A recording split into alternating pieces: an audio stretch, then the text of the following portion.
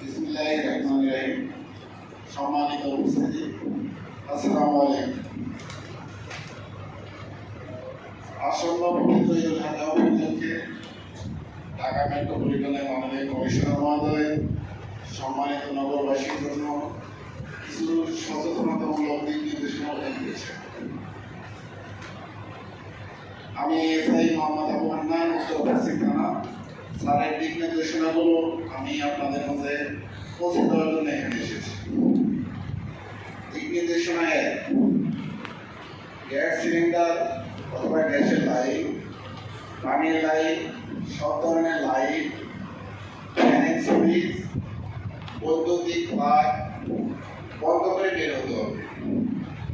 বাসা বাড়িতে অগ্নি দুর্ঘটনা রোধে ছুটি শেষে বাড়ি থেকে এসে দরজা জানালা খুলে ঘরে জমে থাকা গ্যাস বের না হওয়া পর্যন্ত কোনো অবস্থাতেই গ্যাসের চুলা জ্বালানো যাবে না কিংবা বৈদ্যুতিক সুইচ অন করা যাবে না।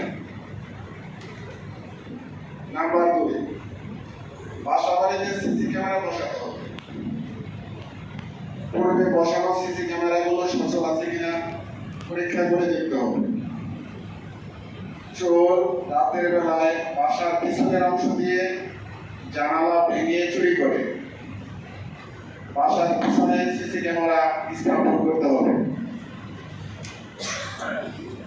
নাম্বার 3, বাসার চারপাশে বৈদ্যুতিক আলোর ব্যবস্থা করতে হবে।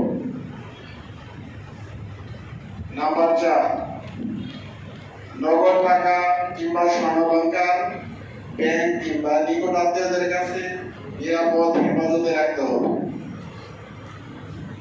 নাম্বার 5, রাতে কিংবা দিনে মাস্ক কিংবা ক্যাপ অথবা একসঙ্গে মুখে মাস্ক ও মাথায় ক্যাপ পরিহিত অপরিচিত সন্দেহভাজন ব্যক্তিদের গতিবিধি নজরদারি করতে হবে। প্রয়োজনে 999-এ ফোন করতে হবে। নাম্বার 6, মোটরসাইকেল চুরি রোধে অ্যালার্ম লাগাতে হবে। এতে কেউ মোটরসাইকেল স্পর্শ করলেই অ্যালার্ম বেজে উঠবে। কাজ করার লক করার কাজে স্টিলের তৈরি মেরিন অ্যাঙ্কর চেইন ব্যবহার করতে হবে। মোটরসাইকেলে জিপিএস ট্র্যাকার লাগাতে হবে এবং চাকাতে উন্নত মানের ডিস্ক লক ব্যবহার করতে হবে। নাম্বার 7, অপরিচিত কেউ কোনো কার্ড কিংবা কাগজ দেখিয়ে কোনো ঠিকানা বা তথ্য জানতে চাইলে কিংবা রুমাল বা অন্য কিছু মুখের কাছে আনার চেষ্টা করলে সাথে সাথে মুখ সরে নিতে হবে এবং প্রয়োজনে আশেপাশের লোকজনের সাহায্য নিতে হবে। নাম্বার 8, চোরেরা রাতের বেলার অন্ধকার বাসা সহজে শনাক্ত করে চুরির জন্য টার্গেট করে। এ বিষয়ে সতর্ক ব্যবস্থা নিতে হবে। এছাড়াও যে কোনো প্রয়োজনে যে কোনো সময়ে পুলিশ সেবার প্রয়োজন হলে আপনারা 999-এ ফোন করতে পারেন। সকলকে ধন্যবাদ। আসসালামু আলাইকুম।